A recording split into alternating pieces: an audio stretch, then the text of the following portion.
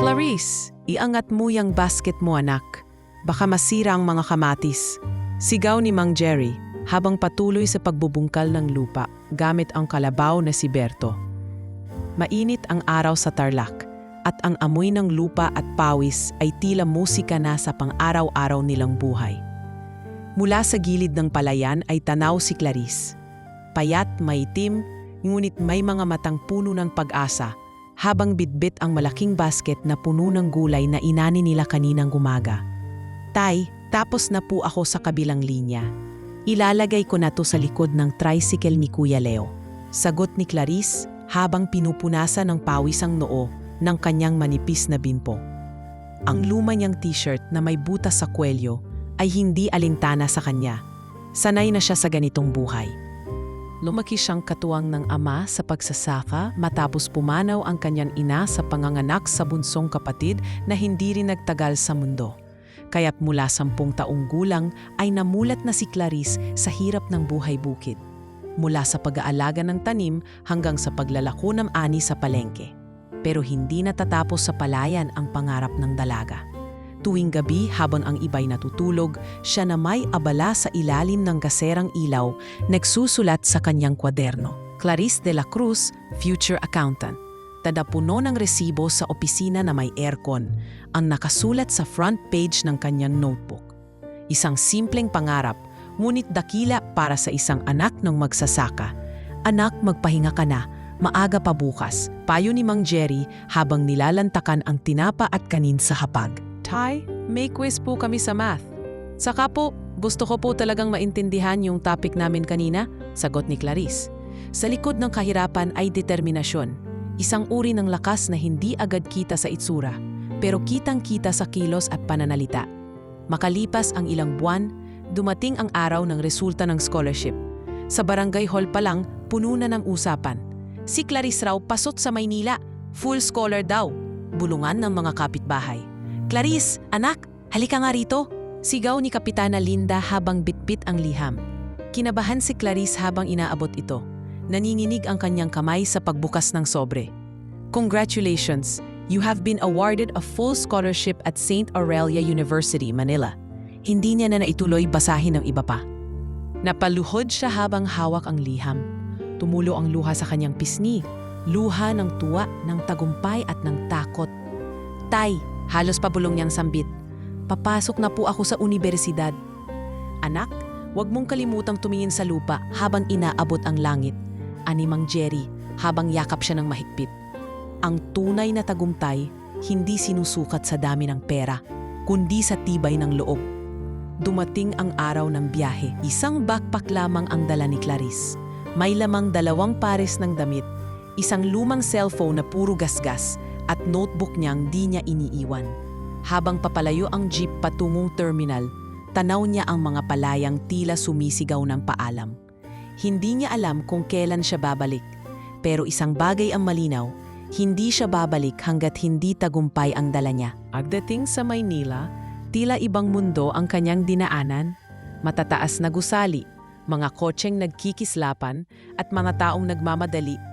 Paglapag niya sa harapan ng St. Aurelia University, napanganga siya. Puti at gold ang kulay ng gusali, air-conditioned ang lobby, at ang mga estudyanteng naka-designer na bag, mamahaling cellphone, at parang lahat ay amoy pabango. Nasa tamang lugar ba ako? Tanong niya sa sarili. Ngunit pinilit niyang huminga ng malalim at ngumiti. Clarice de la Cruz, anak ka ng magsasaka. Pero nandito ka na, lumaban ka. Sa unang linggo ng klase, tahimik lang si Clarice. Nasa likod lang palagi ng classroom. Wala siyang masyadong kaibigan. Pero laging taas noo siya kapag tinatawag ng propesor. Palagi siyang may sagot. Laging handa ang takdang aralin. Minsan, habang nasa library, nilapitan siya ng 3 babae. Mga halatang sosyal, may mahahabang kuko at suot ang parehong tatak ng sapatos. Hi! You're Clarice, right? Yung scholar, tanong ni Sofia, ang pinaka-bossy sa 3. Opo, ako nga po, mahina niyang sagot. Cool ka pala. Join us for lunch, ha? Libre namin. Sabay tapik ni Kira sa kanyang balikat. Nagkibit balikat si Clarice. Sa isip niya, baka totoo ngang mababait ang mga ito. Ngunit hindi pa niya alam, ang mundo na kanyang papasukin ay hindi lang basta mundo ng kayamanan, kundi mundo rin ng panlilinlang, yabang at pagmamaliit. Ngunit sa araw na iyon, hindi pa niya ramdam ang panganib. Sa araw na iyon, inisip niyang baka lang, may puwang din para sa tulad niyang galing sa palayan sa gitna ng mga palasyong ito. Ang hindi niya alam, ang pagtanggap sa kanya ay may kapalit at hindi ito ang pagkakaibigan na akala niya. Sa simpleng ngiti niya, nakatago ang walang kaalam-alam na puso. Isang pusong malapit ng masugatan. Makalipas ang ilang linggo, tila naging bahagi na si Clarice ng grupo ni na Sofia, Kira at Trina. Araw-araw silang magkakasabay sa kantin. Sina Sofia ang madalas umuordor habang si Clarice ang taga-abot ng tray. Uy Clarice, ikaw na bahala dyan sa paper natin sa economics ha? Alam mo naman, busy kami ni Trina sa dance rehearsal. Wika ni Kira habang nagsusuklay ng buhok gamit ang mamahaling comb na may gintong ukit. Oo, saka ikaw naman yung scholar, di ba?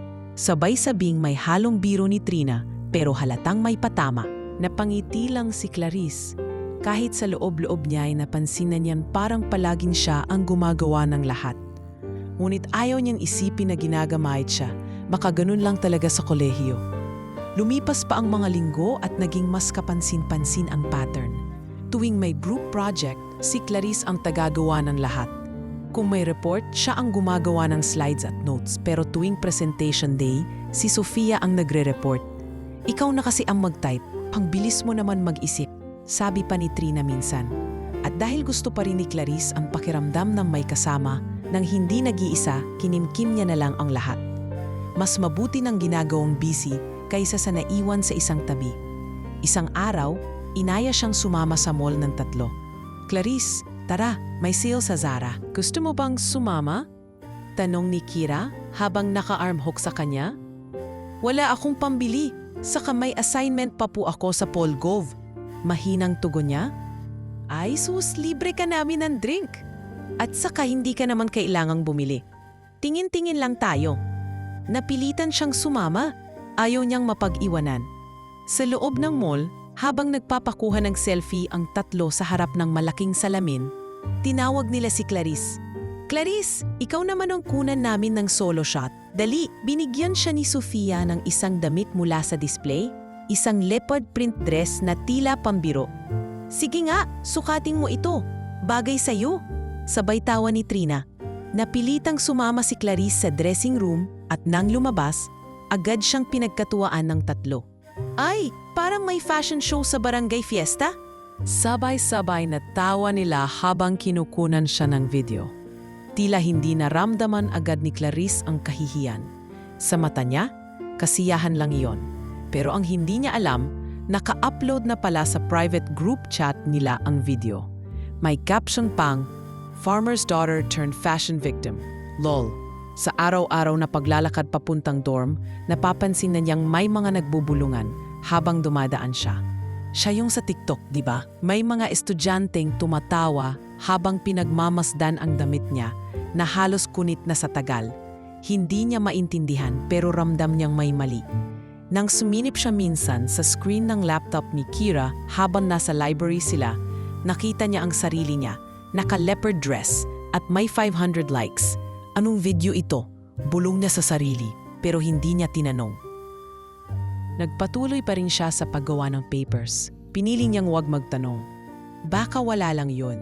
Baka hindi sinasadya. Lagi niyang paalala sa sarili. Hanggang isang araw, pinatawag siya ni Professor Amador. Clarice, I just want to commend you. You're consistently submitting the best papers in class. But I have to ask, are your groupmates contributing anything? Sandaling natahimik si Clarice. Tila may bumara sa kanyang lalamunan. Opo sir, tulong-tulong po kami. Ang nasambit niyang may ngiti. Paglabas niya ng office, napabuntong hininga siya. Bakit hindi ko kayang magsumbong? Bakit parang ako pa ang nahihiya? Tanong niya sa sarili. Sa isang pagkakataon, habang naglilinis siya ng gamit sa classroom, naiwan si Trina. Clarice, alam mo, minsan naiinggit din ako sa'yo. Biglang sambit mang babae habang nakatitig sa kanya. Napalingon si Clarice. Ha? Sa akin? Bakit naman? Ewan ko, parang kahit ang hirap ng buhay mo, may tapang ka pa rin. Tapos, scholar ka ta. Ako, kahit anong gawin ko, hindi ko maramdaman yon. Hindi na nakasagot si Clarice. Pero sa mga salitang yon, naramdaman niyang may basad na rin sa loob ng mga babaeng inaakala niyang makapangyarihan. Nang sumapit ang finals week, mas lalong naging dependent ang tatlo kay Clarice. Sa iisang gabi, 3 paper ang hinihingi nila. Clarice, last na to. Promise. After nito, treat ka namin sa buffet. Pero kahit tila kaladkad na ang utak niya sa pagod, hindi siya makatanggi. Saka na lang siya humikbi sa banyo. Ginusto ko to, di ba? Gusto ko ng kaibigan. Isang hapon, habang naglalakad siyang pauwi, narinig niya ang isang grupo ng mga estudyanteng nagkukwentuhan. Kilala mo yun? Si Clarice. Siya yung ginagawang alila ni na Sofia. Oo nga, tanga-tanga. Akala niya siguro kaibigan siya. Tumigil siya saglit sa kanyang paglalakad. Hindi niya napigilang mapahinto. Tumalikod siya, tinitigan ang mga estudyante, pero wala siyang nasabi. Umiling lang siya at dahan-dahang nagpatuloy sa paglalakad. Sa gabi ring yon, hindi siya makatulog. Binuksan niya ang kanyang notebook, yung may nakasulat na Clarice de la Cruz, future accountant. Tinignan niya ang sarili sa salamin. Doon niya unang nakita ang pagod, ang luhang hindi pa tumutulo, at ang tanong, bakit parang mas masakit ang pag-iisa kapag nasa gitna ka ng maraming tao? Wala siyang sagot pero sa katahimikan ng gabi, narinig niya ang bulong ng kanyang puso. Hindi ito ang pagkakaibigang inaasam ko. Hindi ito ang mundong gusto kong pilitin. At mula sa gabing yon, hindi man siya umalis agad sa kanilang grupo. Unti-unti siyang nanahimik. Hindi na siya basta-basta nagpapagamit. Hindi na siya ang unang nagvo-volunteer. Hindi pa niya kayang kumalas, pero marunong na siyang humawak ng distansya. Hindi man niya alam, iyon na ang simula ng pagkakabuo ng kanyang sariling paninindigan. Paninindigan sa mga susunod na araw ay mapapanday ng mas matitinding sakit. Mainit ang hapon noong inaya si Clarice ng Campus Queens na dumalo sa kaarawan ni Sofia. Isang engrandeng selebrasyon sa rooftop ng isang kilalang hotel sa Maynila. Punong-puno ng ilaw, catering at mga bisitang sosyal. Clarice, hindi ka pwedeng hindi sumama. Ikaw ang guest of honor namin dahil ikaw ang pinaka-consistent sa grades, sabi ni Trina habang nilalapitan siya sa koridor. Wala naman po akong damit para sa ganon. Birthday niyo po yun, tugon ni Clarice. Pilit nang ngumiti. Don't worry, kami na bahala sa'yo. Magdadrive si Kira sa dorm mo. Kukunin ka namin mamaya. Sabay ngiti ni Sofia na may kahalong pahiwatig. Hindi na siya nakatanggi. Sa likod ng kaba, may munting saya pa rin. Kahit papaano, marahil ay totoong ang tanggap na siya. Bandang 6:00 ng gabi, dumating si Kira sa dorm. May dalang paper bag na may tatak ng isang kilalang ukay store sa Cubao. Ayan, suotin mo yan, bagay sa'yo. Pa-funky theme kasi ang party. Sabay abot niya ng damit. Nang isukat ni Clarice, medyo hapit ito sa katawan. May makintab na kulay na tila hindi niya karaniwang sinusuot. Pero nang lumabas siya ng kwarto, ngumiti si Kira. Perfect, let's go! Sa hotel, bumungad agad ang engrandeng eksena. May live DJ, wine bar, buffet table na may sushi at mga bisitang nakasuot ng mamahaling cocktail dress. Nang makita siya ng ilang bisita, may mga nagtago ng ngiti, ang iba nagbubulungan. Sino yan? Mukhang prom queen ng baryo, sabi ng isang lalaking may hawak na champagne. Ngunit, hindi ito narinig ni Clarice, abala siya sa paghanap kina Sofia. Clarice, ayan ka na, bongga mo. Bati ni Trina, sabay kuha ng selfie kasama siya. Smile, para may remembrance tayo. Sa gitna ng camera flash at tawanan, ramdam ni Clarice na tila may kakaiba. Pero pilit siyang ngumiti, pinilit ang sarili na mag-enjoy. Isa ito sa ilang beses na naramdaman niyang parang kabilang siya sa mundo ng mga may kaya. Nang humuta na ang musika at tila nagbabago na ang tono ng gabi, lumapit si Sofia sa kanya na may hawak na wine glass. Clarice, halika nga, may surprise kami sa iyo, aniya, sabay akbay. Sa likod ng magarang party ay isang madilim na hagdan pababa ng basement.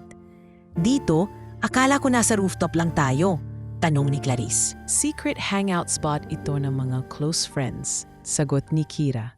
Sumunod si Clarice. pagamat may kaba na sa dibdib. Sa ilalim ng basement ay isang eskinita. Madilim, amoy alak at basura. Napaatras si Clarice. "Bakit tayo nandito?" tanong niya. May takot sa boses. "Relax ka lang," sabay tawa ni Trina. "Clarice, gusto lang naming sabihin na kahit anong gawin mo, hindi ka kailanman magiging kagaya namin." Bulas ni Sofia, sabay irap. "Anak ka lang ng magsasaka. Huwag kang masyadong umaasa." At bago pa siya makapalag, naramdaman niya ang isang malakas na tulak. "Ay!" sigaw niya, sabay hulog sa isang bukas na kanal. Imbornal, mabaho, mabato at malamig. Nadulas ang kamay niya sa gilid ng semento at lumubog ang kalahati ng katawan niya sa mariming tubig. "Ate, tulong! Ate Sofia! Kira!" "Trina!" sigaw niya, nanginginig at nangingilid ang luha. Pero wala. Tawa lang ang narinig niya. "Enjoy your stay in the real world, Clarice," sigaw ni Kira habang papalayo. Umiiyak siya habang pilit umaahon. Basang-basa ang damit.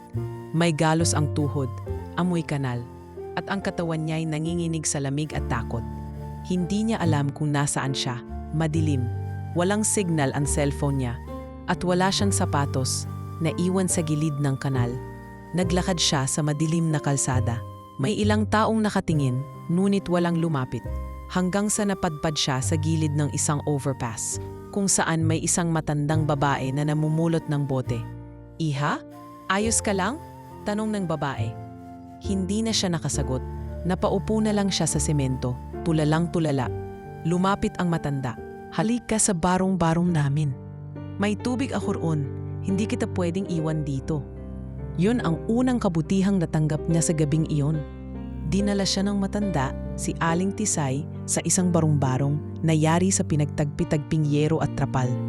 Pinainom siya ng mainit na salabat at binigyan ng tuyong damit. "Pasensya na ha, lumang duster lang yan." "Salamat po," mahina niyang sabi habang nangingilid ang luha. "Hindi ko po alam kung anong pasalanan ko. Mabait naman po ako sa kanila." Dagdag niya, hindi na finaya ang bigat ng loob. "Anak, ang mga batang sosyal, hindi palaging maubait. Pero tandaan mo to, ang ginagahasa ng mundo, minsan yun ang nagiging pinakamatatag." Wika ni Aling Tisay habang pinupunasan ng bimpo ang likod niya. Lumipas ang ilang araw, hindi muna umuwi si Clarice sa dorm. Hindi siya nakapasok sa klase. Wala siyang balita sa mga kaklase. Hanggang isang araw, naglakas loob siyang bumalik sa university office. Lamang ay huli na. "Miss De La Cruz, you have been marked absent for 2 straight weeks without notice. I'm afraid your scholarship has been forfeited." Pahayag ng admin officer. Parang pinagsaka ng langit at lupa si Clarice. Hindi siya nakapagsalita. Lumabas siya ng opisina na parang bangkay. Sa isang iglap, nawala ang lahat. Ang pangarap, ang unibersidad, at ang inaakala niyang mga kaibigan. Wala na siyang babalikan sa Maynila. Kaya't humugot siya ng huling lakas at tinahak ang daan pabalik sa probinsya. Basang-basa, duguan ng puso, ngunit buo pa rin ang kanyang dignidad. Sa loob ng bus pa uwi, pinilit niyang itikom ang bibig habang pumapatak ang luha sa kanyang piski. At sa pinakadulo ng sasakyan, yakap ang kanyang notebook na basa at gusot. Ay isang batang babae na hindi na inosente. Isang Clarice na hindi na kailanman magiging kagaya ng dati. Mag-aalas 3 ng madaling araw nan makarating si Clarice sa terminal ng probinsya. Walang masyadong ilaw sa paligid, kundi ang gumuguhit na sinag ng araw na unti-unting sumisilip mula sa silangan. Bitbit ang iisang backpack na halos wala ng laman maliban sa basang notebook, 1,200 piso, at dasal na sanay hindi siya tanungin agad ni Mang Jerry kung bakit siya napaaga ng uwi. Bumaba siya sa may kanto ng barangay, nilakad ang putikan papunta sa bukid, nakayuko at mabigat ang mga hakbang. Sa di kalayuan, tanaw niya si Mang Jerry na nakasabit ang tabo sa bewang habang nagdidilig ng tanim. "Clarice!" gulat na sigaw ng matanda. "Anak, bakit ngayon ka nandito? May paso payo, di ba?" Tumigil si Clarice sa paglalakad at kahit pa nangingilid na ang luha sa kanyang mga mata, pinilit niyang ngumiti. "Tay, suspendido po ang klase. May outbreak po ng trangkaso sa dorm." Mabilis ang isip ni Clarice sa pagsisinungaling. Hindi niya kayang sabihin ang totoo. Hindi pa ngayon, hindi pa niya kaya. Ganun ba? Ay salamat naman at nakauwi ka. Halika, tulungan mo ako rito habang maaga pa't hindi pa tirik ang araw. Tumango lang si Clarice, inilapag ang bag at dumiretso sa tabi ng kanyang ama at parang sinukluban ng alaala ang kanyang mga palad. Ang lupa sa palayan, madulas, basa, ngunit pamilyar. Hindi siya tinanggihan ng lupang ito, hindi gaya ng mga taong pinagkakatiwalaan niya. Sa sumunod na mga araw, muling bumalik si Clarice sa simpleng gawain. Pag-aalaga ng paranim, paglalako ng gulay, pag-aayos ng bahay, tahimok siya. Hindi na siya yung Clarice na masiglang nagkukuwento ng bagong natutunan mula sa syudad. Kung dati masigasig siyang nagtuturo sa mga batang kapitbahay ng basic math, ngayon ay palaging nakaupo sa gilid ng punong mangga, tulala at madalas hindi mapakali. Napansin ito ni Mang Jerry. "Anak, may problema ka ba? May hindi ka ba sinasabi kay Itay?" Tanong niya isang gabi habang sabay silang kumakain ng ginisang gulay at sinain. "Wala po, Tay. Siguro po pagod lang," sagot ni Clarice habang iniiwas ang tingin. Ngunit sa loob-loob niya, nais niyang sumigaw. Nais niyang ilabas ang lahat ng sakit, ang kahihiyan, ang pagkadurog ng kanyang dangal, ang pakiramdam na itinapon at ginamit. Ngunit pinili niyang manahimik. Tuwing gabi, binubuksan niya ang kanyang notebook. Binabasa ang mga pahina ng kanyang pangarap, mga planong tila na palitan na ng alikabok. Ngunit isang gabi, sa kanyang pag-scroll sa lumang cellphone, nakita niya ang isang ad sa Facebook. Online freelance webinar. Paano kumita ng dolyar kahit nasa bahay? Pinadmasdan niya ito ng matagal at sa loob ng puso niya, parang may bahagyang liwanag na muling sumiklab. Kinabukasan, dumiretso siya sa barangay hall. "Tita Vilma, pwede po bang makigamit ng computer dito?" "Pang-apply lang po sana," pakiusap niya sa sekretaryang matagal nang kakilala ng kanilang pamilya. "Ikaw pa ba, Clarice?" "Sige, gamitin mo lang. Basta ayusin mo lang ang gamit ha." Tumango siya at mabilis na naupo sa lumang desktop. Dito nagsimula ang panibagong yugto. Hindi agad, hindi madali, pero unti-unti. Sa YouTube, nanood siya ng videos tungkol sa freelancing, paano mag-edit ng basic layout, paano gumawa ng resume sa Canva, paano mag-English sa interview. Sa simula, nangangapa siya. Paulit-ulit siyang nade-decline sa mga platform. "Sorry, not qualified. We chose another applicant." Ngunit hindi siya tumigil. Sa isa sa mga FB groups, nakasalubong niya ang pangalan ni Ate Myra, isang OFW sa Dubai na may sariling maliit na negosyo ng agri-supplies. Naghahanap ito ng part-time online assistant. "Wala po akong experience pero willing po akong matuto," sabi niya sa chat. Hindi siya umasa pero ilang oras lang ang lumipas, nag-reply si Ate Myra. "Clarice, nakita ko profile mo. Baka pwede kitang subukan muna sa small tasks. Pay will be low for now ha? Okay lang?" Para kay Clarice, kahit piso ay malaking bagay. "Opo, kahit po walang bayad basta matuto lang po ako." Sa unang linggo, siya ang nag-ahayos ng inventory logs. Naglalagay ng order list sa Excel. Marami siyang mali, pero mas marami siyang natutunan. "Next week, bibigyan na kita ng allowance ha," sabi ni Ate Myra, at tila saglit na nabunutan siya ng tinik sa dibdib. Muli siyang nabuhay, hindi sa universidad, hindi sa magarang opisina, kundi sa maliit na screen ng computer, sa dulo ng barangay hall habang nakaupo sa sira-sirang monoblock chair. Dito unti-unti siyang natutong buuin muli ang sarili. Bawat click ng mouse, bawat save ng file ay tila isang piraso ng tiwala sa sarili na muling binubuo. Wala siyang mga kaibigang sosyal, wala siyang gown, ngunit meron siyang bagong direksyon. Tuwing gabi tinutulungan na rin niya ang ama sa pag-aayos ng Facebook page para sa kanilang tanim na gulay. "Tay, lagyan po natin ng mga larawan itong mga repolyo, tapos may contact number para sa order." Payo niya habang nagtuturo sa cellphone. "Ayos yan anak.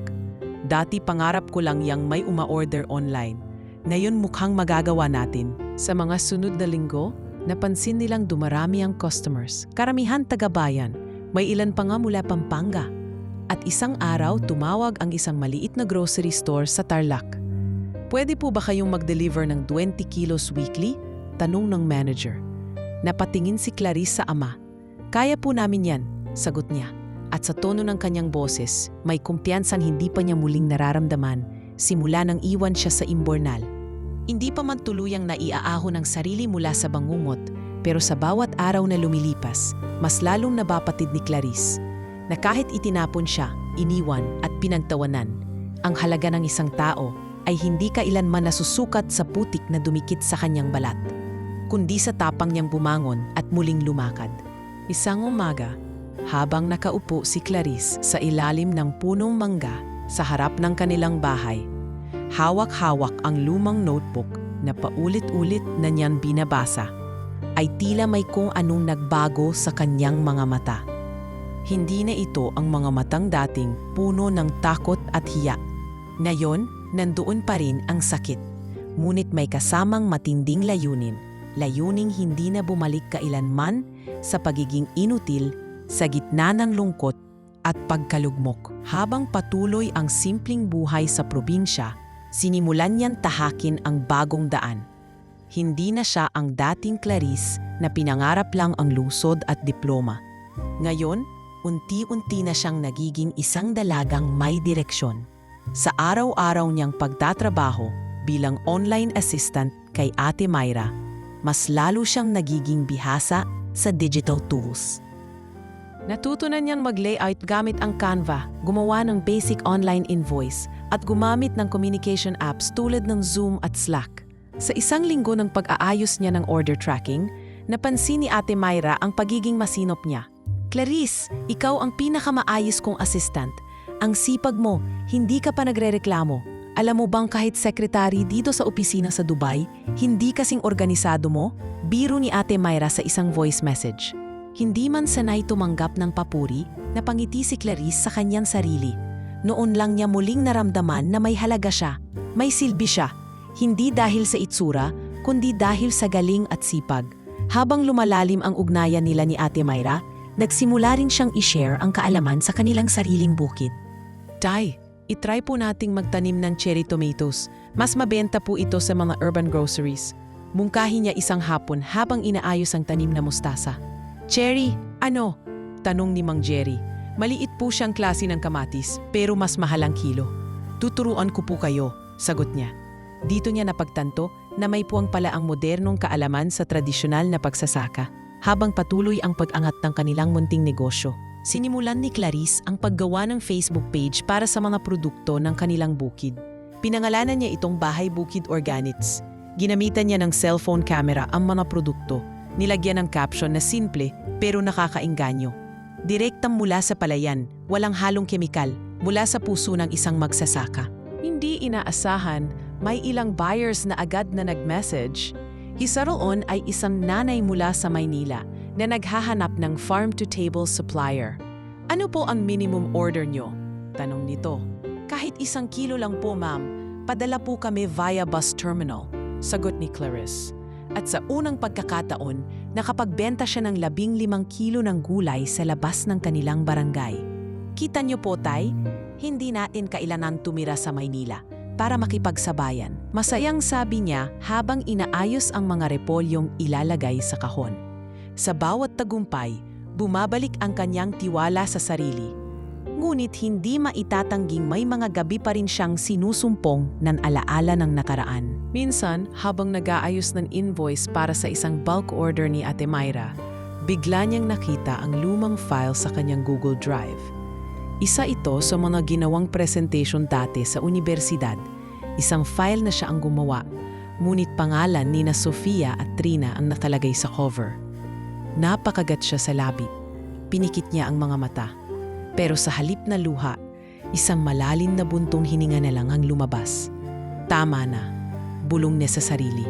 "Hindi na ako babalik sa dati. Hindi na ako pipilit sa mundong hindi ako tinanggap."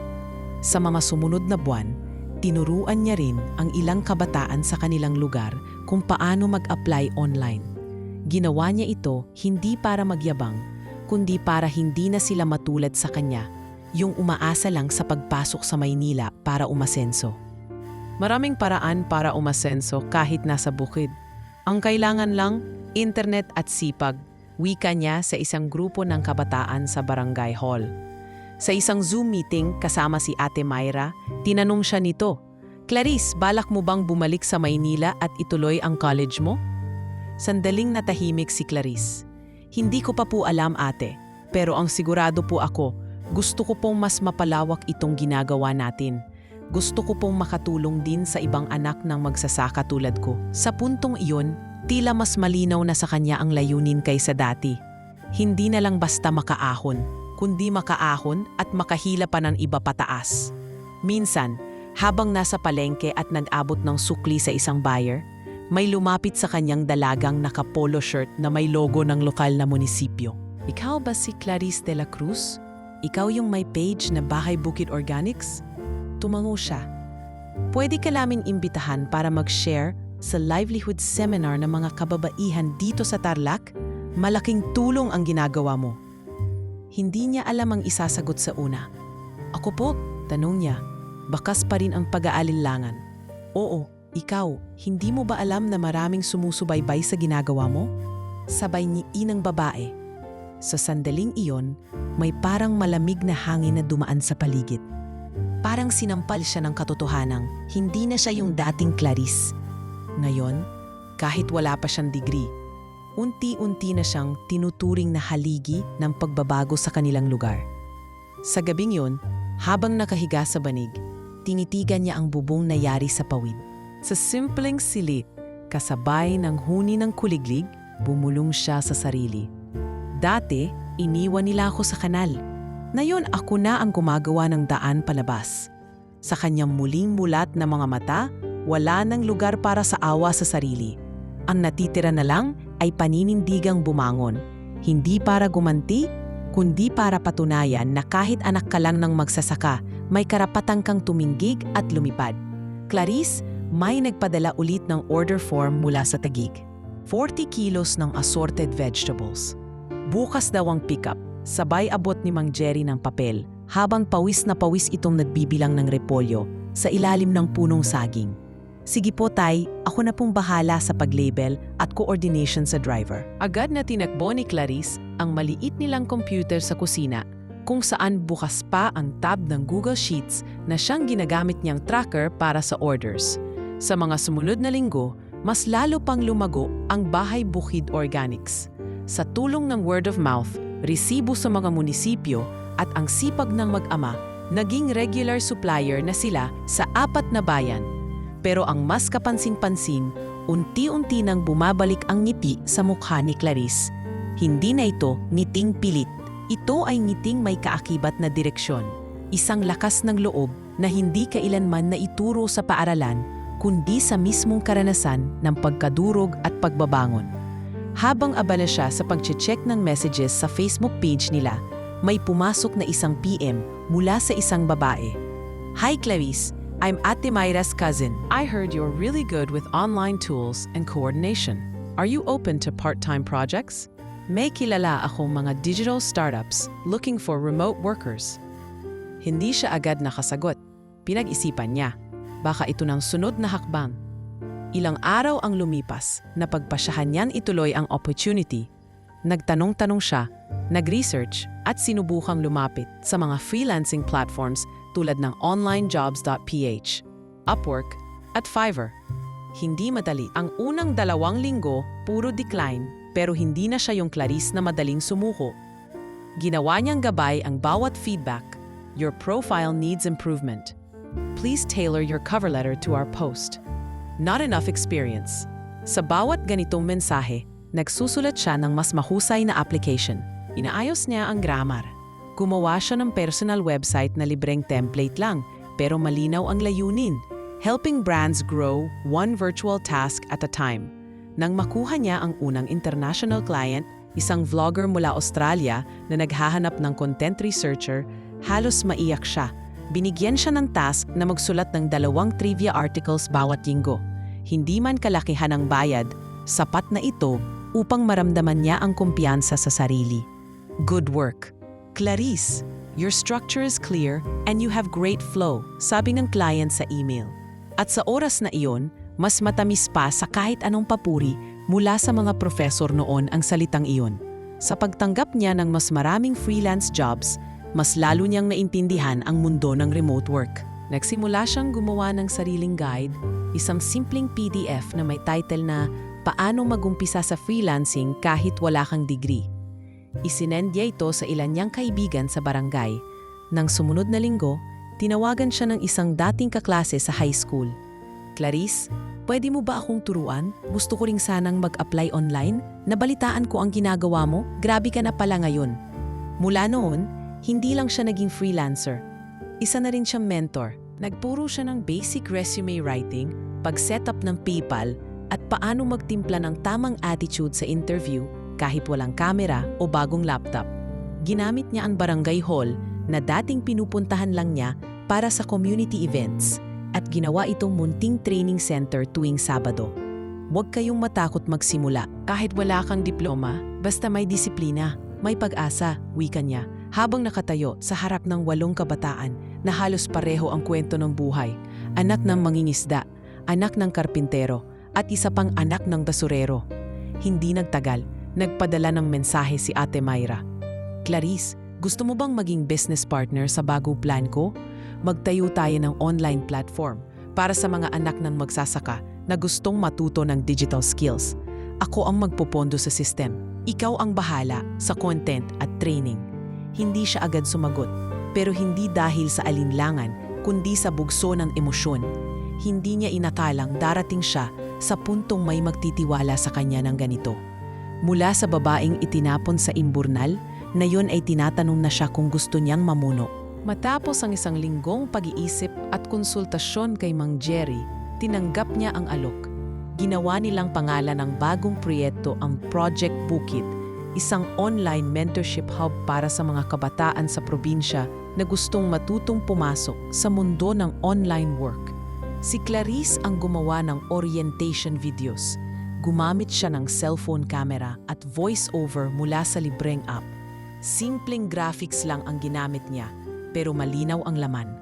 Paano gumawa ng email? Paano sumagot sa client? Paano humawak ng deadline? Habang sinusulat niya ang ika-4 na module, hindi niya naiwasang maalala ang sarili niyang first day sa universidad. Nakasuot ng kupas na polo, luma ang bag at litaw ang kaba sa kanyang mukha. Ngunit ngayon, siya na ang gumagawa ng module. Siya na ang nagtuturo. Siya na ang inaasahan ng marami. Sa mata ng ilan, isa lang siyang simpleng dalaga mula sa bukid. Ngunit sa puso ng mga batang natutulungan niya ngayon, siya ay isang patunay na may lugar ang galing at kabutihan kahit sa isang mundo na tila para lamang sa mayayaman. Sa isang email galing sa isang nanay na parent volunteer ng Project Bukid, nakasulat, Clarice, salamat. Dahil sa'yo, yung anak ko na dati nag-aalangan kahit humarap sa cellphone. Ngayon ay nakakasagot na sa Zoom call ng foreign client. Hindi mo lang kami tinuruan ng skills, tinuruan mo kami ng paniniwala sa sarili. Sa gabing iyon, habang nakaupo sa bangko sa may harap ng bahay, tinitigan ni Clarice ang kalangitan. Tahimik ang paligid, pero sa loob niya, may ingay na masarap pakinggan. Ingay ng sigaw ng puso niyang nagsasabing, ito na ang simula, ito ang tamang daan. Hindi man siya nagbabalik sa Maynila, hindi man siya pumasa sa diploma, ngunit sa puso niya, alam niya, may bagong direksyon na siyang tinatahak. At sa direksyong iyon, siya ang may hawak ng manibela.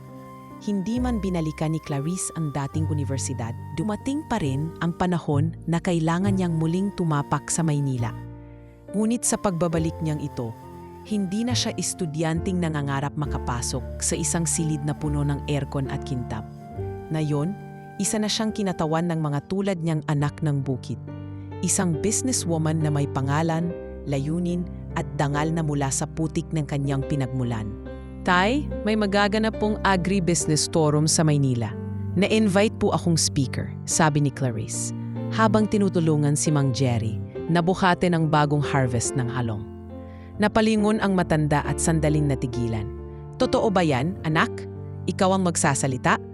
Opo, gaganapin po sa isang hotel at may mga investors at grocery chain owners din daw. Gusto nilang marinig ang kwento ko. Sagot niya habang pinipigil ang kaba sa dibdib.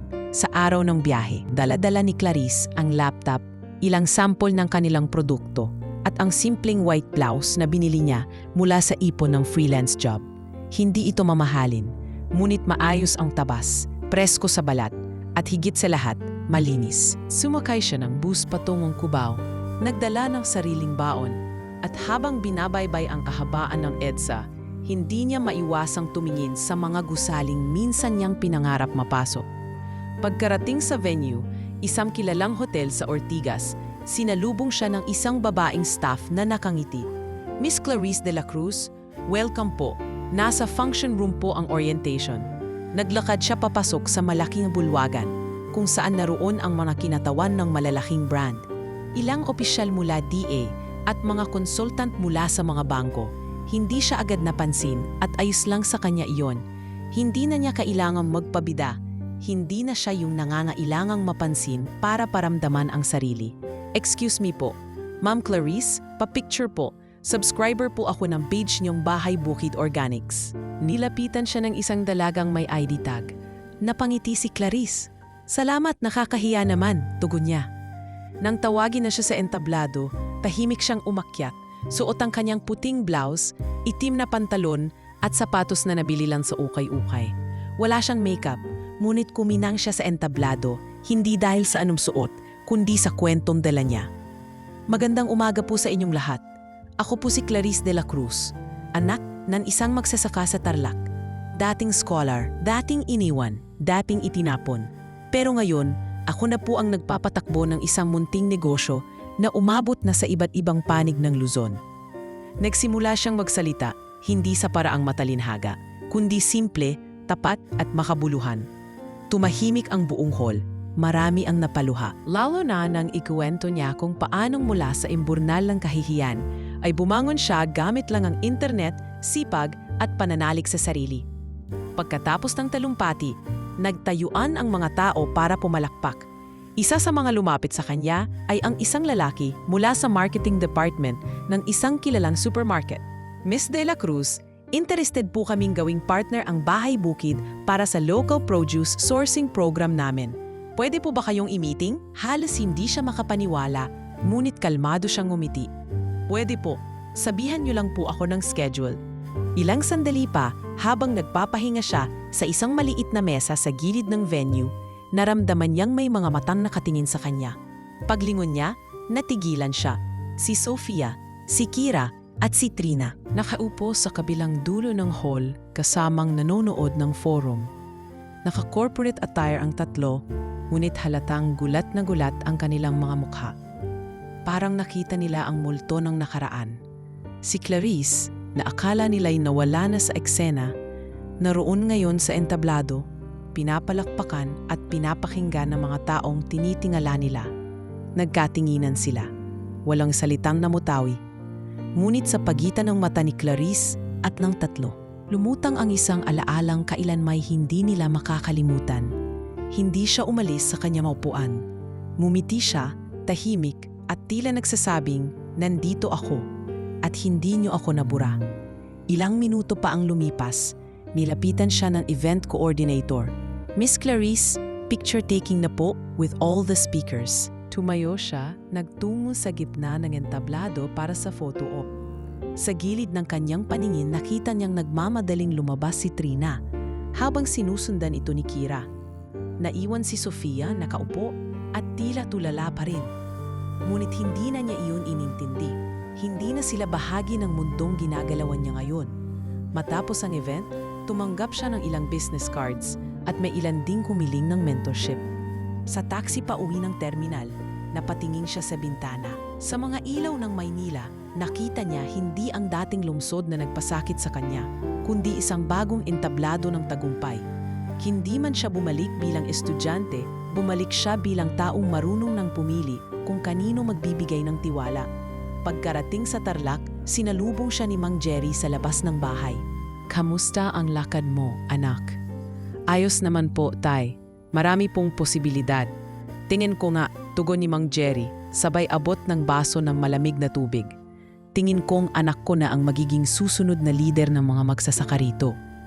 Napangiti si Clarice, hindi dahil sa ambisyon, kundi dahil alam niyang may saysay ang kanyang ginagawa. Mula sa lupa, siya'y muling tumayo. At sa bawat hakbang ng pagbabalik niya sa lungsod, dala-dala niya ang dignidad ng isang anak ng magsasaka na hindi kailanman itinumba ng anuman kahit ng imburnal ng kahapon. Sa mga sumunod na araw matapos ang forum, naging abala si Clarice sa pag-aayos ng mga follow-up meetings mula sa iba't ibang organisasyon at negosyanteng nakausap niya sa Maynila. Tulad ng napag-usapan, nagkaroon ng pagkakataon ang Bahay Bukid Organics na mapabilang sa isang community-led initiative na layong magbenta ng mga ani sa mas malalaking grocery chains. Isang panaginip noon, pero ngayon ay isa ng realidad na unti-unting isinusulat. Isang linggo matapos ang event, nakatanggap siya ng email mula sa mismong university na dati niyang pinasukan, St. Aurelia University. May pirma ng bagong dean at may subject na Invitation to Speak at the Leadership and Impact Seminar. Hindi siya makapaniwala. Habang binabasa ang nilalaman, nanginig ang kanyang kamay. Nais siyang imbitahan ng eskwelahan bilang guest speaker upang magbahagi ng kwento sa harap ng mga estudyante, faculty, at alumni ng university. Hindi niya agad nasagot ang imbitasyon. Tumitig siya sa screen ng cellphone at tila bumalik ang lahat ng alaala. Ang silid-aralan kung saan lagi siyang nasa pinakalikod. Ang kantin kung saan siya ay tagabitbit ng tray.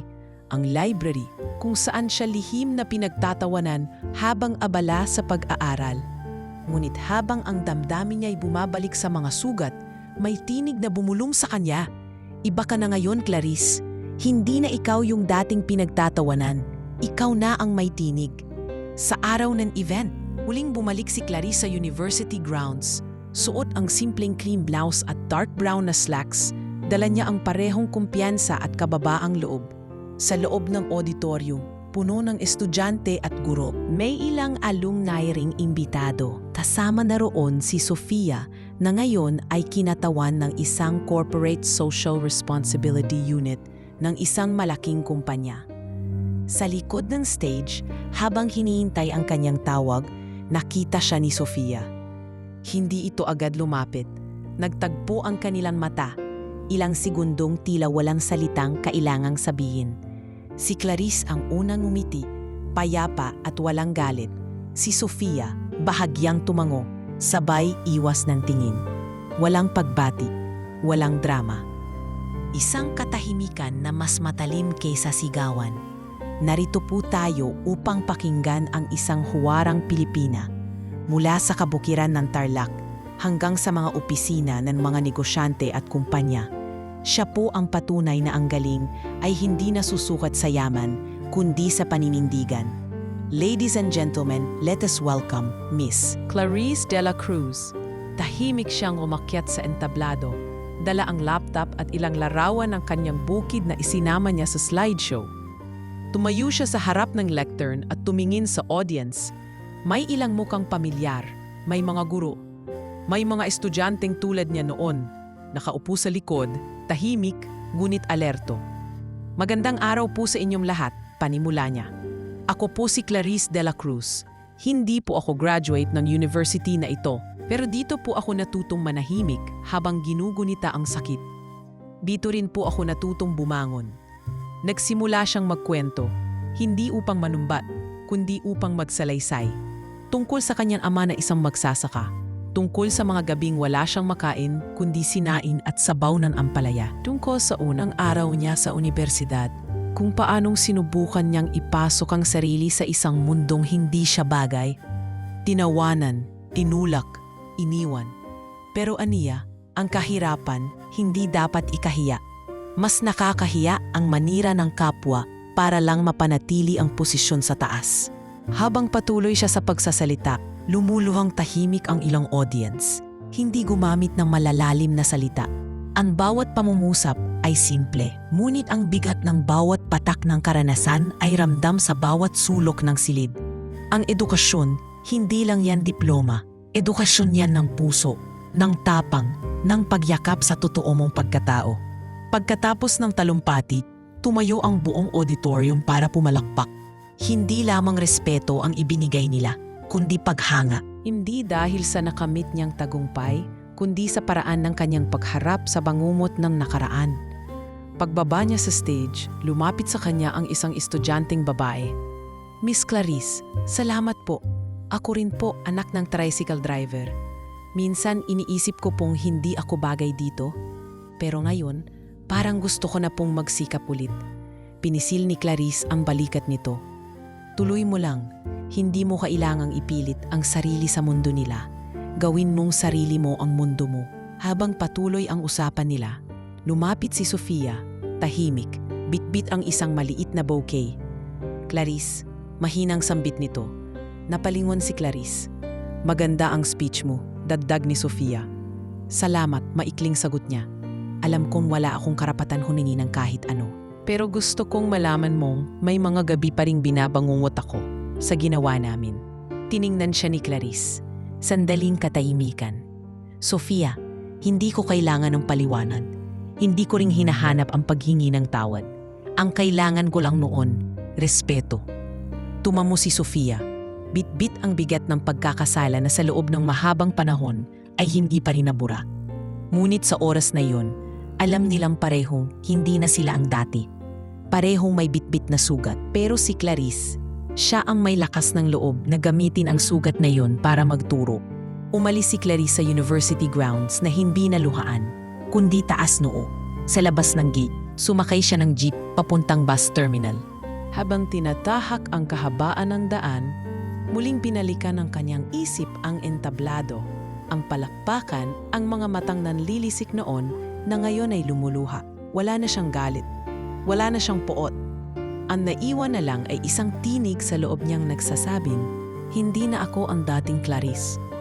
At hindi ko kailanmang babalikan ang dati." Hindi pa man tuluyang humuhupa ang kasikatan ni Clarice sa unibersidad matapos ang kanyang talumpati. Isang pangyayaring hindi inaasahan ang biglang yumanig sa katahimikan ng ilang tao, lalo na sa mga taong dati namumuno sa mga campus organizations, mga kilalang mukha sa social media at mga kabataang sanay sa privilege. Isang araw, habang abala si Clarice sa pag-aayos ng bagong batch ng order slips para sa grocery clients nila sa Tarlac, nakatanggap siya ng tawag mula sa kaibigan ni Ate Myra na nakabase sa Maynila. "Clarice, nakita mo na ba ang post sa Facebook? Viral na yung video." Napakunot ang kanyang noo. "Anong video po?" tanong niya habang hinahanap ang laptop. Yung ginawa sa'yo noon, yung sa imburnal." Tumigil ang pintig ng puso niya sa loob ng ilang segundo. Napaupo siya sa siya, nanlalamig ang palad. Agad siyang nagbukas ng browser at pinuntahan ang link na sinend ng kaibigan. At doon, sa isang public Facebook page, nakapaskil ang video. Kuhang cellphone, medyo blurred pero malinaw ang eksena. Isang babaeng halos hindi na makilala sa dami ng dumi sa katawan, hinihila at itinutulak, habang tawa ng tawa ang tatlong babae sa background. Ang caption, "This is how rich kids bully a farmer's daughter." Lumipad ang video sa social media. Sa loob lamang ng 4 na oras, higit sa 1,000,000 views ang nakuha nito. Sa mga comment section, sunod-sunod ang galit. "Grabe, dapat makulong ang mga yan. Napakawalang puso, wala bang konsensiya? Sino ang mga ito? Itag nyo na." Habang patuloy ang galit ng netizens, may isa pang pangyayari na mas lalong nagpatindi sa sitwasyon. Isang anonymous Twitter account ang naglabas ng buong pangalan nina Sofia, Kira at Trina, pati na ang mga screenshots ng group chat nila noong panahon ng insidente. Nagsimula na ring lumabas ang mga dating estudyante na nagsabing sila rin ay naging biktima ng pambubuli ng campus queens. Isa-isang naglabasa ng testimonya, may kasamang screenshots, voice recordings at ilang lumang posts. Ang university ay hindi na nakapikit. Agad na naglabas ng official statement ang admin, "We are taking this matter seriously." An internal investigation is now underway. Habang nangyayari ang lahat ng ito, tahimik lang si Clarice. Hindi siya nag-post, hindi siya nagkomento. Sa halip, tahimik siyang nagtuloy sa kanyang gawain sa bahay at negosyo. Ngunit hindi ito nakaligtas sa media. May ilang TV networks ang nagpadala ng imbitasyon sa kanya para sa interview. Ang iba'y gustong kunin ang buong kwento, mula pagkabata, pagsasaka, hanggang sa kasalukuyang tagumpay. Ngunit sa bawat paanyaya, iisa ang tugon niya. Hindi ko kailangan ng spotlight para gumaling ang sugat. Ngunit hindi rin niya kayang itanggi ang bigat ng damdamin habang pinapanood ang pagguho ng mga taong minsang nagpabagsak sa kanya. Isang araw habang nasa terrace siya at nagpapahinga, dumating si Aling Tisay, ang matandang nagligtas sa kanya noon sa tabi ng imburnal. "Iha, nakita ko sa TV yung video. Ikaw pala talaga yon. Akala ko hindi na kita makikita ulit." Aninang matanda habang may hawak na basket ng prutas. "Aling Tisay, kayo pa po pala ang unang tumulong sa akin noon." Mahina at halos nanginginig na tinig ni Clarice. "Hindi ko po kayo malilimutan." Nagyakapan sila. Hindi man madalas na ipapakita sa social media ang mga ganitong tagpo. Pero iyon ang tunay na bahagi ng buhay ni Clarice. Yung mga walang kamera, walang palakpakan, pero puno ng tunay na malasakit. Sa sumunod na linggo, pinuntahan niya si Aling Tisay at personal na inanyayahan ito sa Tarlac. "Tay, gusto ko pong dito na tumira si Aling Tisay. Siya po ang tumulong sa akin nung akala ko wala nang tutulong." Mabilis na pumayag si Mang Jerry. Kung hindi dahil sa kanya, hindi ko na siguro makikitang muli ang anak ko." Sambit nito habang pinipigil ang luha. Habang papalapit na ang deadline ng university para sa disciplinary actions. Isa-isang tinanggal sa posisyon sina Sofia, Kira at Trina. Wala ng campus queens. Ang social media pages nila ay naglaho na rin, deactivated, deleted o binura ng mga admin. Sa mga media outlets, walang lumalabas na pahayag mula sa kanila. Tahimik. Ngunit sa katahimikang iyon, alam ng lahat na may bumagsak. At ang bigat ng pagbagsak ay dala ng sarili nilang ginawa. Isang gabi, habang binabasa ni Clarice ang balita sa cellphone niya, may natanggap siyang email mula kay Trina. Hindi niya ito binuksan agad. Ilang oras muna niyang pinagmasdan ang inbox. Bago niya pinindot ang message. Nakasaad doon, "Clarice, hindi ako maghahanap ng kapatawaran dahil alam kong hindi mo yan utang sakin. Gusto ko lang sabihin na nasira ko ang sarili ko sa pagsira sa'yo. Hindi ko alam kung ano ang tama noon, akala ko larong sosyal lang. Pero may mga larong hindi dapat sinimulan. Sana makahanap ka pa rin ng katahimikan. Sana maging okay ka. Kung maaari man, sana balang araw matawag mo pa rin akong tao. Paumanhin, Trina." Ipinikit ni Clarice ang kanyang mga mata. Walang luha, walang ngiti, wala ring galit. Tumayo siya, lumabas ng bahay at tumingin sa mga bituin. Tahimik. Ngunit sa katahimikan na iyon, may bahagi sa kanyang puso ang marahang bumitaw. Hindi dahil sa awa, kundi dahil ayaw niyang manatiling nakakulong sa nakaraan. Sa paglalakad pabalik sa kanyang silid, muling kinuha ni Clarice ang kanyang lumang notebook. Doon niya isinulat, "Ang paghihiganti ay hindi sigaw, kundi katahimikang hindi mo na kayang tibagin." At sa kanyang muling pagtulog, alam niyang hindi lang ang mundo ng Maynila ang gumuho para sa iba. Pati ang mundo ng dati niyang katahimikan, unti-unti na ring nalalantad bilang isang tagumpay na hindi na kailanmang matitinag. Sa araw ng community awarding sa Bayan ng Tarlac, isa si Clarice sa mga inanyayahang tumanggap ng honorary certificate mula sa local government at sa isang kilalang foundation. Bagaman hindi pa siya nakapagtapos ng kolehiyo, kinilala ng buong lalawigan ang kanyang naging ambag sa pansulong ng agrikultura, pagbuo ng online livelihood para sa mga kabataan sa rural areas at pagtindig sa kabila ng matinding panghahamak.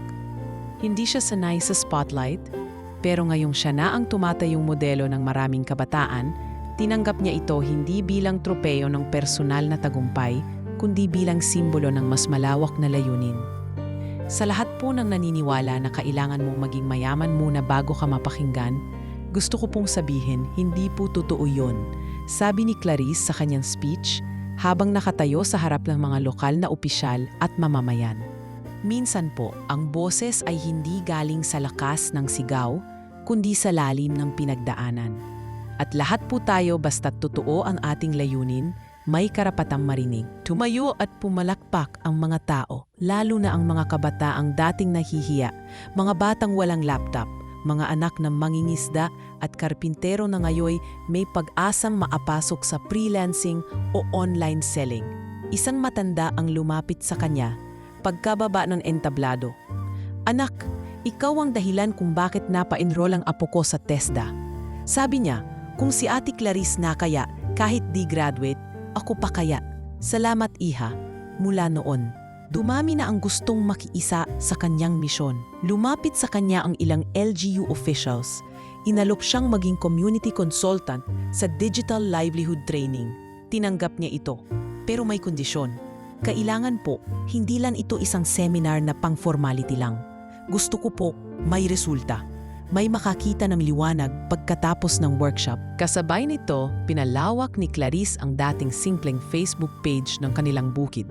Ginawa na itong online platform kung saan pwedeng mag-register ang mga anak na magsasaka na gustong matuto ng digital skills. Tinawag niya itong Project Bukid. Hindi lang ito basta negosyo, isa na itong advokasya. May libreng webinars, downloadable worksheets, at mentorship chat groups. Siya ang gumagawa ng orientation modules at si Ate Myra naman ang katuwang niya sa funding at tech support. Sa unang buwan ng operasyon, mahigit 200 kabataan mula sa iba't ibang probinsya ang nakapag-sign up. Karamihan sa kanila walang degree. Pero gaya niya, may lakas ng loob. "Ate Clarice, salamat po. Hindi po kami makaluwas ng Maynila. Pero dahil sa inyo, pakiramdam ko po, nakarating na kami." Mensahe ng isang 10 anyos na binata mula sa Mindoro. Kasabay ng paglago ng Project Bukid, muling sumibol ang mga imbitasyon mula sa media. Pero sa pagkakataong ito, hindi na ito tungkol sa eskandalo o viral video. Tinuturing na siyang modern farmer advocate at digital empowerment speaker. May mga vloggers at journalists na gustong ikwento ang journey niya.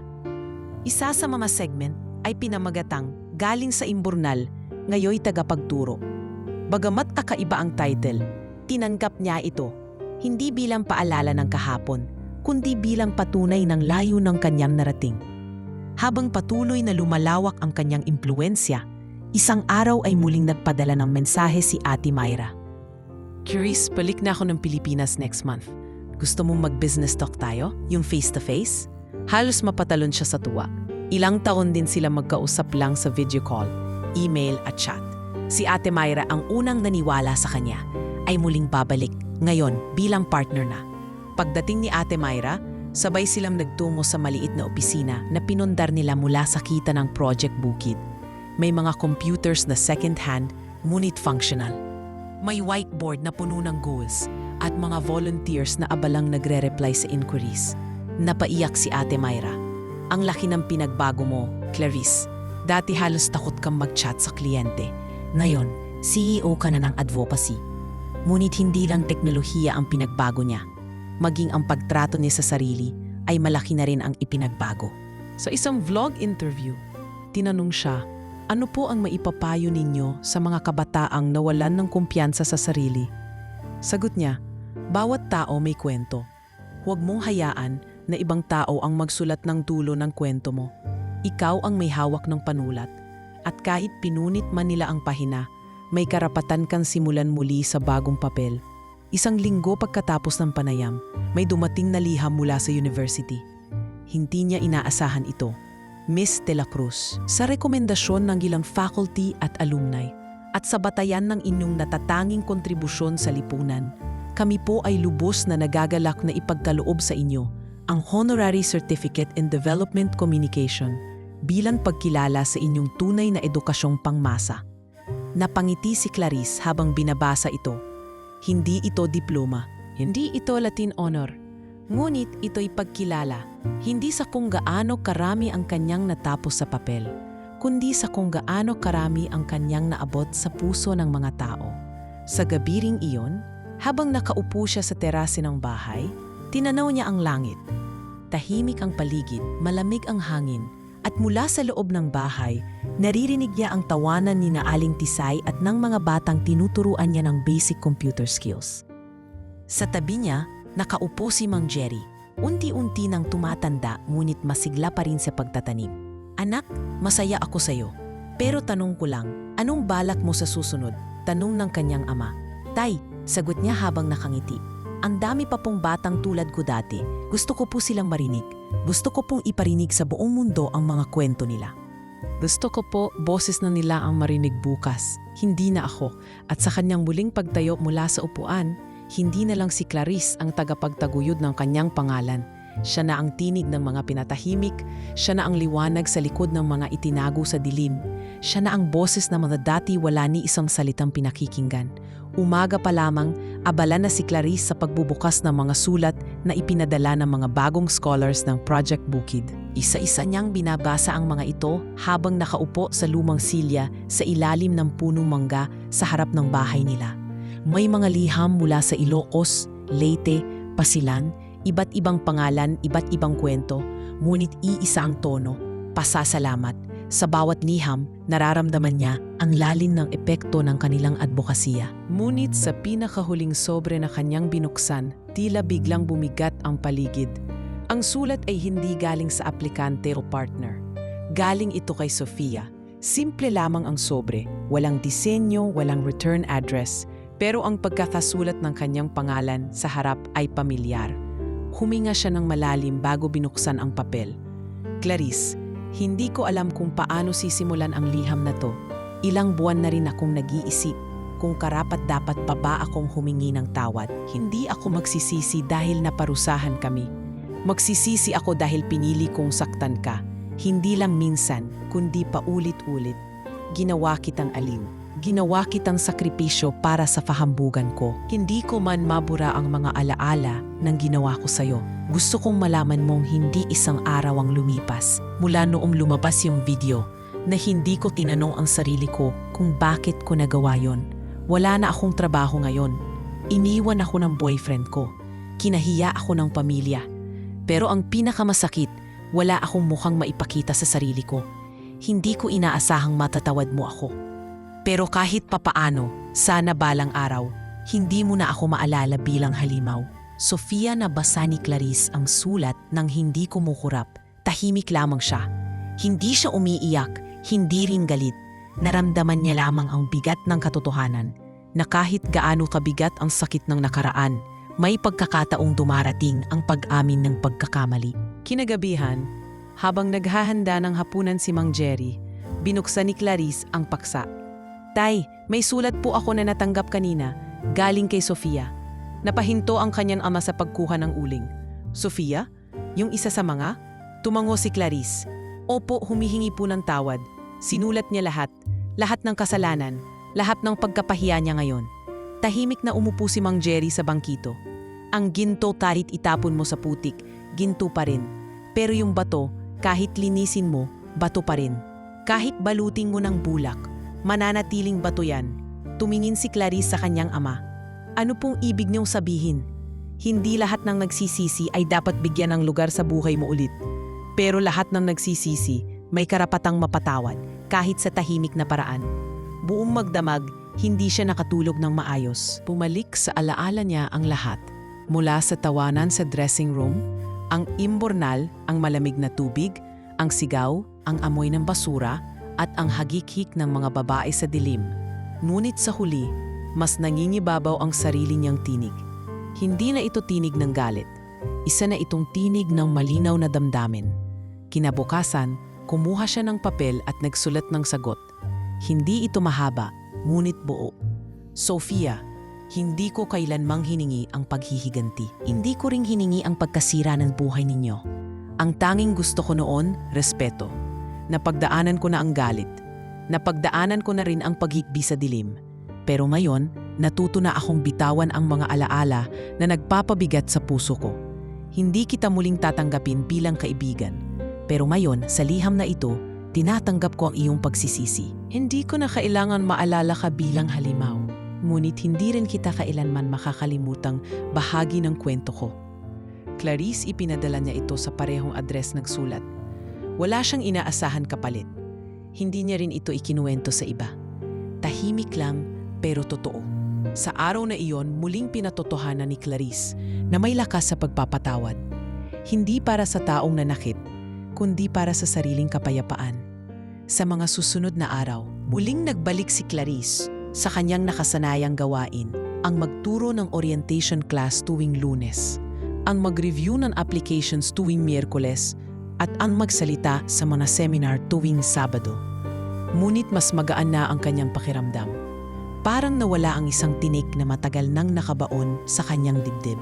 Minsan, sa isang panayam sa radyo, tinanong siya ng host, "Clarice, kung kaharap mo ngayon ang mga taong nanakit sa iyo noon, anong gusto mong sabihin sa kanila?"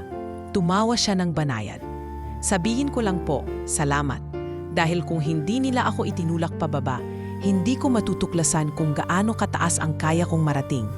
Isang hapon, habang nakaupo siya sa harap ng maliit na gusaling, itinayo nila bilang Project Bukid Learning Center.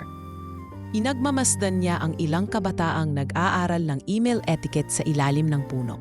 Isa sa mga ito ay anak ng kanyang dating classmate. Isa ay dating nagtatrabaho sa junk shop. Lahat sila may pag-asang dala sa mga mata. Lumapit sa kanya si Aling Tisay, may dalang kape. "Anak, ang tahimik mo ngayon. Anong iniisip mo?"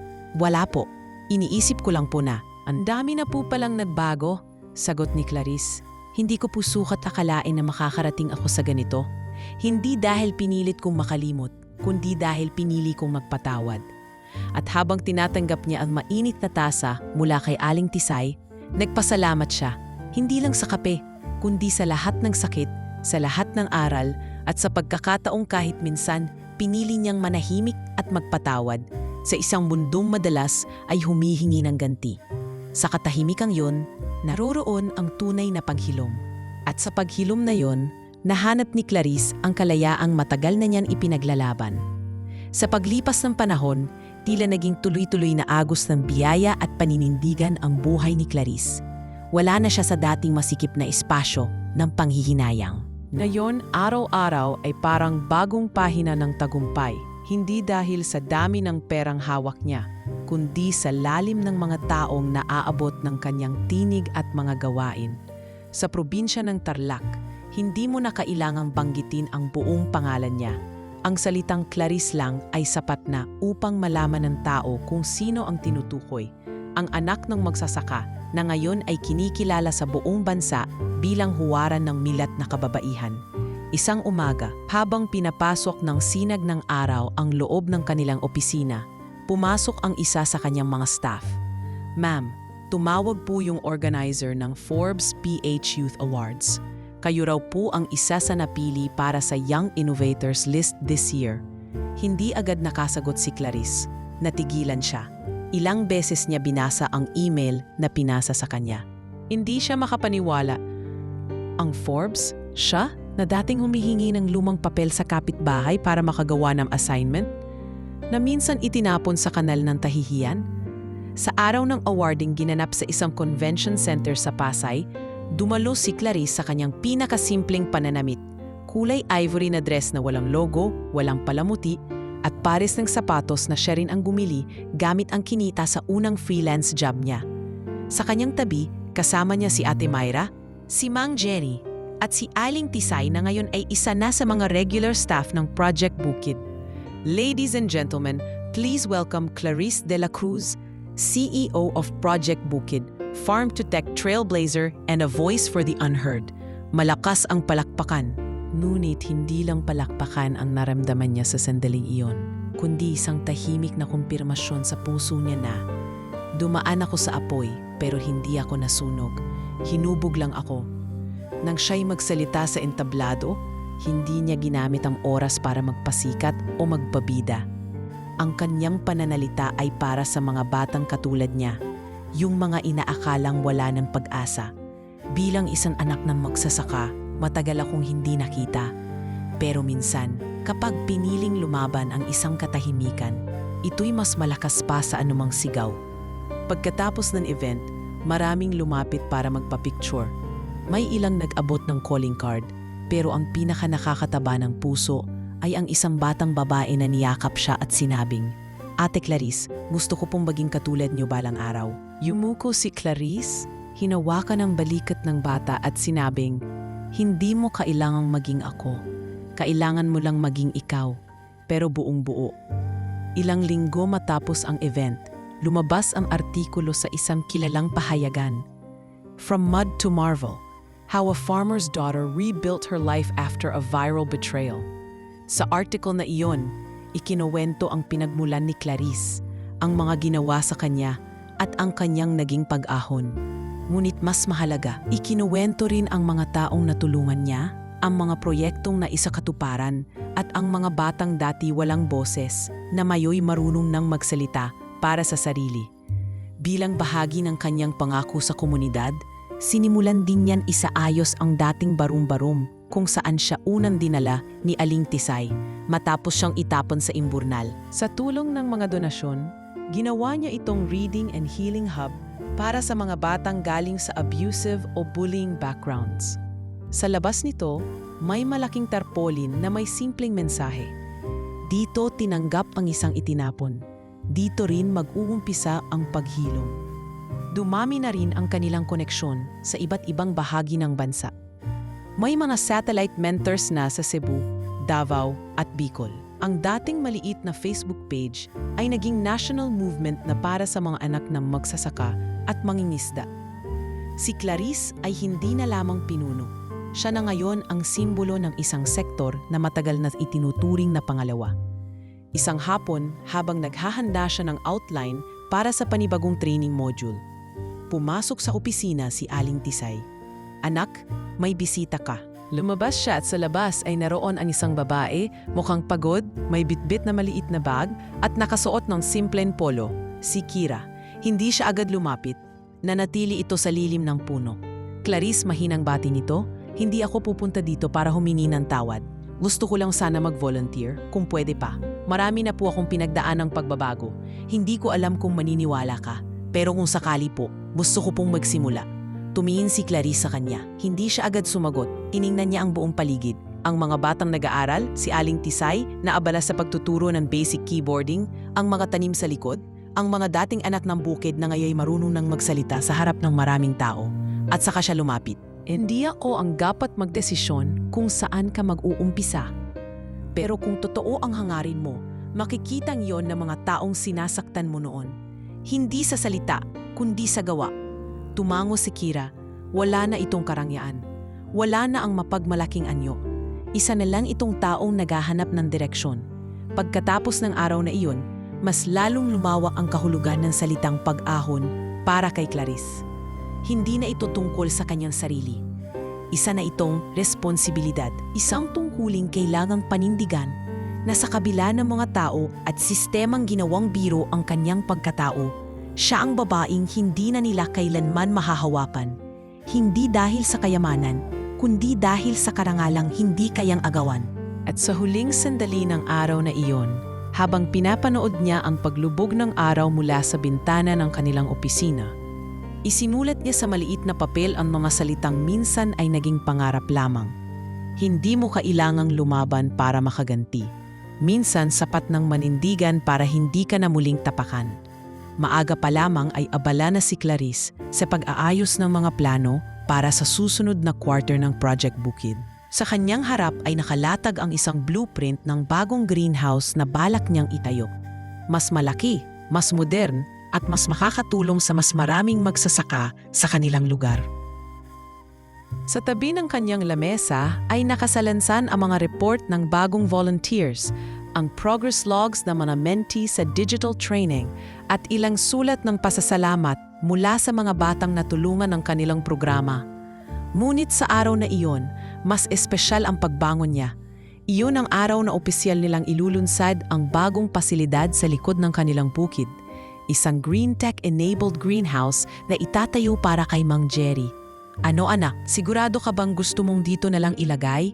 tanong ng kanyang ama. Habang magkasama nilang tinitingnan ang lupang dati ay taniman lang ng kangkong at kamote. "Tay, dito po tayo nagsimula. Dito ko rin gustong palaguin ang bagong panimula ng mas maraming magsasaka." Sagot ni Clarice na may halong ngiti at pagninilay. Tumamo si Mang Jerry. Napaluha siya habang tinitingnan ang mga truck ng materyales na isa-isang pumaparada sa gilid ng kanilang bukid.